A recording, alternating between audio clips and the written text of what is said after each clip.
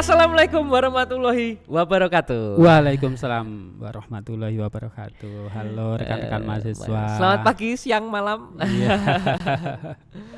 Selamat datang kembali di mata kuliah Akuntansi Keuangan Menengah dengan dosen Ya. kita Pak Is Munawan. Iya, Oke Pak Is, betul. kalau pertemuan kemarin kita membahas tentang elemen kas dan setara kas. Nah, saat ini kita akan Iya. membahas tentang apa Pak Is? Nah, Silakan. di sini akan kita bahas terkait dengan piutang. Nah, Oke. bagaimana nantinya perusahaan itu akan menyajikan informasi piutang ya, Oke. di dalam statement keuangannya atau Oh. nanti lebih kita kenal dengan akuntansi piutang di sini, Pak. Nah, Oke. di mana perusahaan dalam aktivitas bisnisnya Betul. pasti tidak akan lepas adanya piutang usaha Oh. atau piutang bukan usaha. Iya, Nah, betul. di sini piutang itu terjadi karena apa? Klaim perusahaan atas uang, barang atau jasa karena kepada pihak lain akibat transaksi masa lalu. Pak.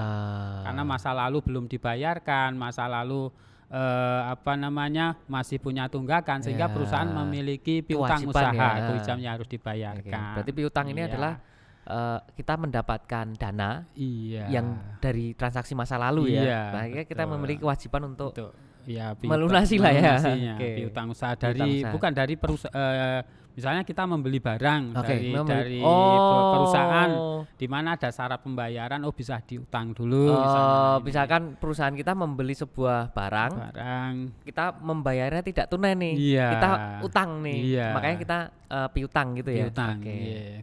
Ya, di mana di dalam transaksi ini biasanya di dalam invoice itu tertera persyaratan pembayaran.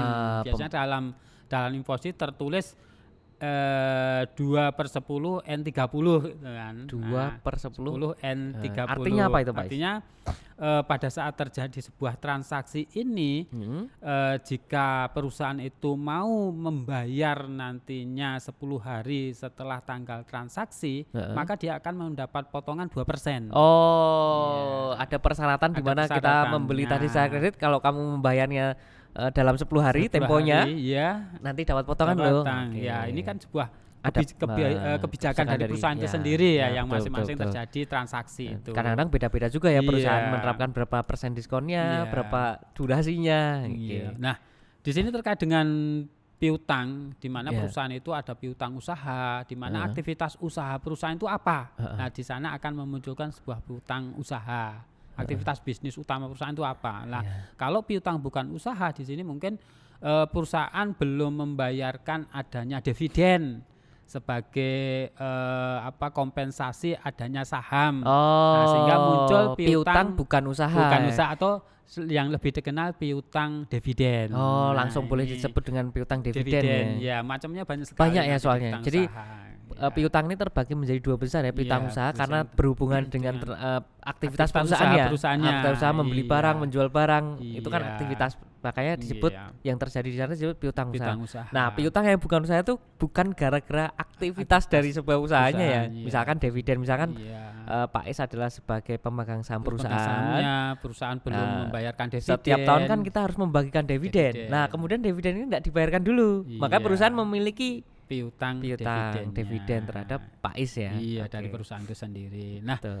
di sini terkait dengan piutang, Yap. karena apa, Pak? Heeh. Akuntansi itu memiliki makna ketidakpastian. Oke. Nah, apakah nanti perusahaan itu di jatuh tempo itu pasti mampu membayar hutangnya? Ya, belum Nah, tentu ya. Belum tentu. Nah, Ketidakpastian itu ya. iya. Oke. Sehingga kadang perusahaan itu memunculkan adanya piutang tak tertagih atau yang sering kita sebut dengan cadangan kerugian piutang gitu loh, atau kerugian piutang.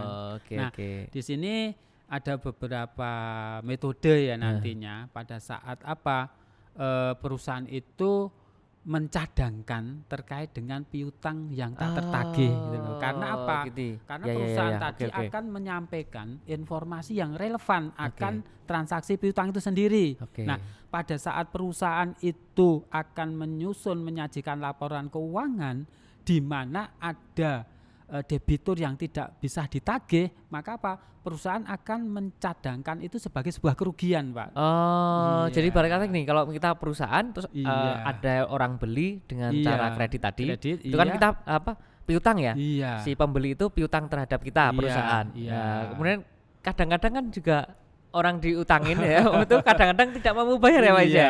Nah makanya kita dalam perusahaan kita harus bisa mencatatnya sebagai sebuah kerugian nantinya. Kalau memang itu tidak tertagih. Jadi kita catat sebagai cadangan nantinya. Beban piutang tak tertagih ya. Nah nanti pada saat memang pada saat laporan keuangan itu mau disajikan, di mana debitur itu belum mampu membayarnya, perusahaan itu menganggap sebagai sebuah kerugian. Nah nanti bisa dicatat ke beban piutang tak tertagih atau kerugian piutang di sisi debit, kemudian di sisi kreditnya adalah cadangan kerugian piutang atau penyisian piutang tak tertagih. Penyisian piutang tak itu yang di sisi kreditnya. Ya, di debitnya kerugian piutang, di kreditnya CKP yang lebih kita kenal lebih gampangnya KP pada CKP.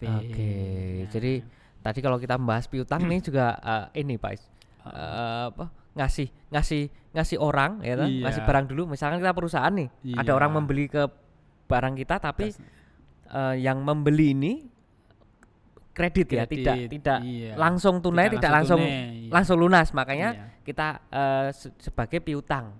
Jadi kita sebetulnya memiliki atas kekayaan itu, tetapi belum dibayarkan. Jadi belum diakui sebagai sebuah cash nantinya. Akhirnya sebuah piutang. Tetapi kadang-kadang sebagai perusahaan piutang itu bisa tak tertagih ya Pak Is ya. Iya betul. Pembeli datang, "Yus aku kredit di tempat Anda." Udah dikasih, oke piutang. Kemudian jatuh temponya si pembeli tadi tidak mampu membayar. Makanya kita perusahaan kan rugi kan ya? Iya kan rugi. Nah, itu bisa kita catat di sebuah di cadangan kerugian piutang pada cadangan kerugian piutang. Nah, kemudian ini Pak, kalau memang nantinya pada saat piutang benar-benar tidak ditagih. Tadi masih ada kemungkinan misalnya ini kemungkinan bisa tertagih nih. Iya betul. Ya udah kita beban piutang tak tertagih di sisi debit, kemudian di sisi kredit penyisian piutang tak tertagih. Nah, ternyata benar-benar tak tertagih nih. Nah, makanya akan dihapuskan nantinya di akun itu di laporan keuangannya. Nah, sehingga dicatatnya itu CKP debit piutang usaha kredit. Jadi kembali lagi ya ke piutang. Jadi piutangnya ada lagi Pak Is ya? Enggak, kalau ini kan memang benar-benar tidak dihapuskan Pak. Maka piutang itu dihilangkan karena dicatatnya di sisi kredit. Ya kan. Pada saat nanti kemungkinan bisa ditagih, kita kan baru mencadangkan kerugian pada CKP Di awalnya gini, pada saat terjadi transaksi piutang, maka perusahaan akan mencatat piutang usaha di sisi debit, pada persediaan atau pada apa? Karena persediaan sudah berkurang ya.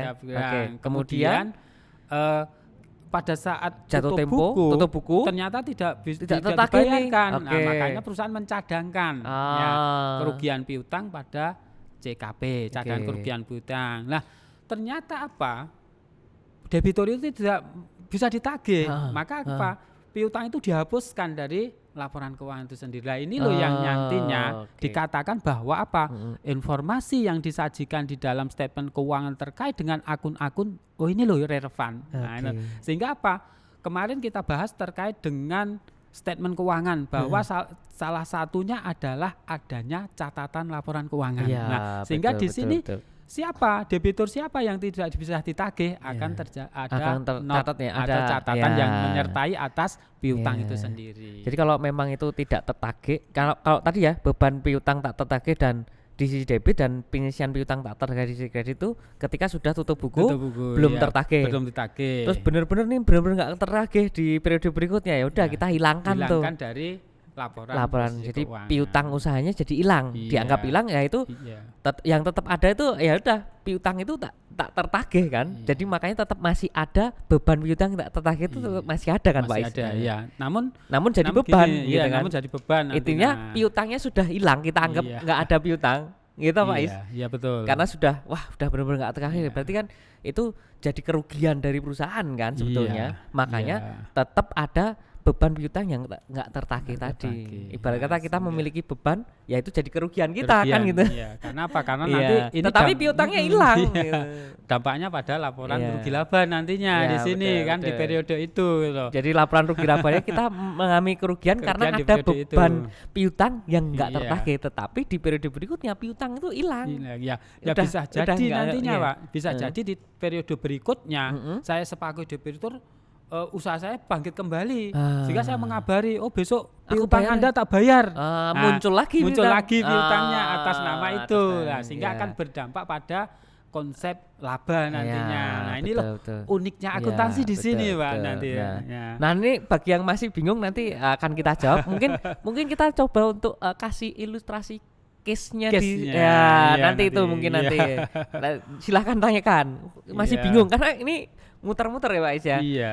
Uniknya di situ, seninya di situ. Nah, di sini misalnya ini pada tanggal 31 Desember ada perusahaan yang tidak membayar piutangnya. Nah, maka muncul di 31 Desember beban piutang tak tertagih pada penyisian piutang tak tertagih. Coba Pak Is. Nah, ini contohnya tadi kita kan bicara contohnya. Di akhir tahun kita kan harus tutup buku. Iya. Kemudian tetap ada nih piutang dari sebuah debitur atau pembeli yang masih kredit tadi, kita belum bayar ke kita. Itu karena kita harus tutup buku, maka kita laporkan beban piutang tak tertagih senilai misalkan ini senilai 4.000 US dollar. Kemudian di sisi kredit kita tulisnya sebagai penyisihan piutang tak tertagih gitu. Yang kita harapkan di periode berikutnya bisa dibayar Pak Is.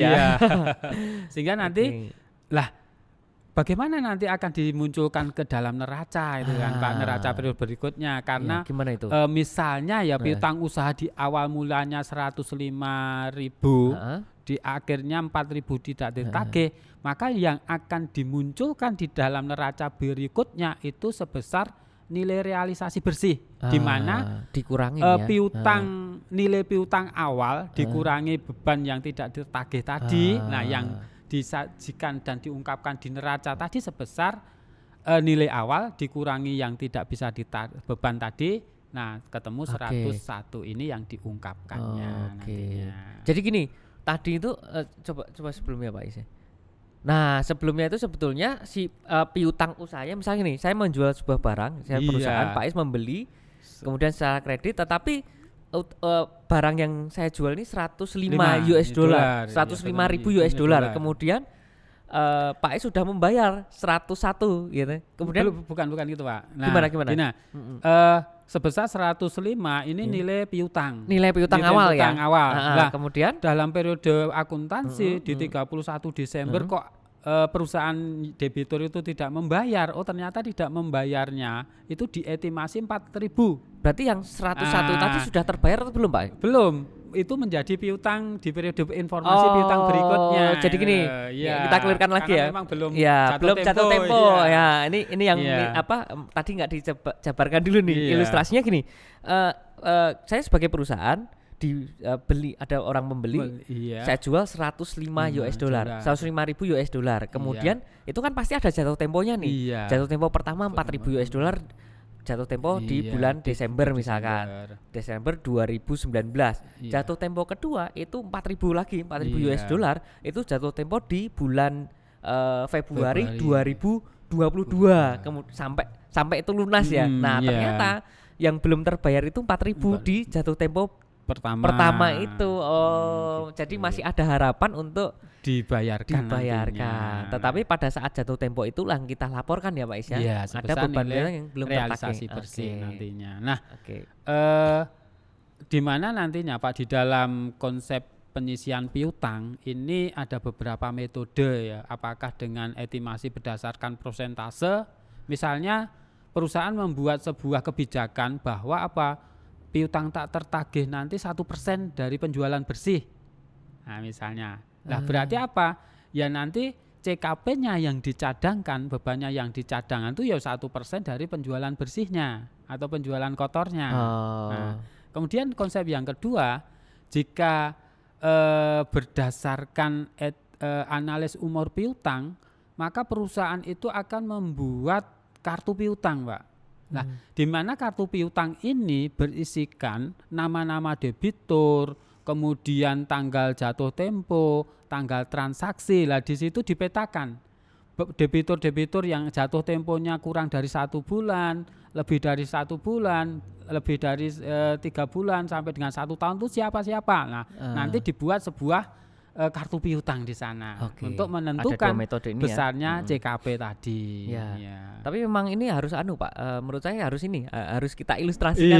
Contoh kasusnya gini, terus nanti tutup bukunya gini, terus laporan dari CKP-nya gimana. Karena kalau kayak gini saya sendiri masih mungkin mahasiswa juga sependapat dengan saya. Mungkin masih contohnya berdasarkan umur piutang nantinya. Karena memang ada PTDK itu mempunyai saldo piutang sekian. Ternyata apa? Sekian itu bisa ditagih 31 sampai 60 hari. Lah, caranya nyari ini biar bagaimana? Lah, kita melihat invoice-nya, Pak. Nah, nilai invoice-nya itu kapan tanggal terjadinya transaksi PTDK ini. Nah, perusahaan akan membuat kartu piutang itu kapan? Nah, sehingga apa? Nanti dari invoice pelanggan atau debitur itu dikurangkan atau dikurangkan pada saat apa perusahaan akan menyajikan kartu piutang, sehingga di situ akan ketemu lama umur piutang itu sendiri. Ini salah satu contoh yang metode kedua tadi ya. Metode yang kedua. Kalau metodenya adalah bukan yang persentase dari harga. Kalau metode pertama persentase. Nah, kalau itu kebijakan perusahaan sendiri. Tergantung mau pakai yang mana ya. 2%, 3%, terserah. Iya betul. Kalau ini berdasarkan analis umur piutang. Jadi analisa umur piutang. Karena memang dalam satu perusahaan itu banyak sekali kan debitur. Oke. Nah, sehingga akan dibuat kalkulasi ini. Betul, tapi ini menarik sekali Pak Is, karena ini sebuah peristiwa transaksi yang memang harus dimengerti sampai kita benar-benar paham. Maksudnya seperti ini. Kalau enggak nanti pasti bingung nih. Oke, tapi boleh ya Pak Is, untuk pertemuan berikutnya kita coba kita simulasikan. Mungkin pakai whiteboard untuk misalkan saya adalah ada perusahaan PT apa gitu, dibayar dipiutangkan, melakukan piutang, kemudian enggak bisa bayar pada saat jatuh tempo. Apa yang harus kita lakukan? Betul. Berdasarkan apa? Karena memang nanti pada saat ini muncul akan berdampak pada laporan posisi keuangan, pada laporan rugi laba terutama nantinya. Sehingga apa? Nggak match antara rugi laba dengan pendapatan yang diterima di periode itu. Unik akuntansi di sana Pak nantinya. Oke, siap. Tunggu aja nanti. Kalau masih bingung di sini sama seperti saya. Kalau Anda nggak bingung, memang mungkin sudah lebih paham duluan ya. Ini terus muncul persentase setiap bulannya. Karena memang apa Pak? Aktivitas sebuah bisnis perusahaan itu kan 1 tahun gitu kan. Betul, 1 tahun yang akan dilaporkan 136 hari nantinya untuk ini. Ini terkait dengan piutang. Mungkin lebih lanjutnya di dalam pengungkapan seperti ini nanti akan kita ilustrasikan di dalam pertemuan berikutnya atau dengan tanya jawab secara langsung boleh saja. Boleh. Siap. Tapi tetap saya juga pengen tahu Pak Is. Saya sendiri juga belajar di sini. Betul. Mungkin nanti kita akan coba ini Pak Is untuk membuat sebuah ilustrasi peristiwa dari perusahaan gini. Terus nanti kita akan coba didemonstrasikan nantinya. Ini caranya bagaimana kok iso dapat seperti ini kayak apa gitu. Dan sebagai perusahaan harus ngapain kan gitu, mencarinya seperti apa sih? Saya juga penasaran itu. Menarik soalnya Pak Is. Nah, ini salah satu contoh Pak. Contoh dari laporan posisi keuangan sesuai dengan yang kita bahas tadi. Pertama kemarin kas dan setara kas. Kas ini loh. Lah sekian tuh dapatnya dari mana ya? Dari aktivitas di periode tahun 2009 dari Januari sampai dengan Desember ini. Kemudian ada piutang usaha dan piutang wesel yang nanti akan kita bahas di pertemuan berikutnya. Pokoknya pertemuan berikutnya kita mungkin langsung ke ilustrasi yang masalah ini dulu ya Pak Is. Penasaran saya. Baik. Oke, siap. Cukup sampai di sini Pak Is. Itu tadi tentang piutang ya, menarik sekali dan itu harus tercatat dan kita paham sehingga nanti mencatat sebuah piutang itu yang kredibel, yang handal juga. Terima kasih Pak Is. Terima kasih dan mahasiswa. Cukup sampai di sini dulu. Sampai jumpa di pertemuan berikutnya. Sekian. Assalamualaikum warahmatullahi wabarakatuh. Waalaikumsalam.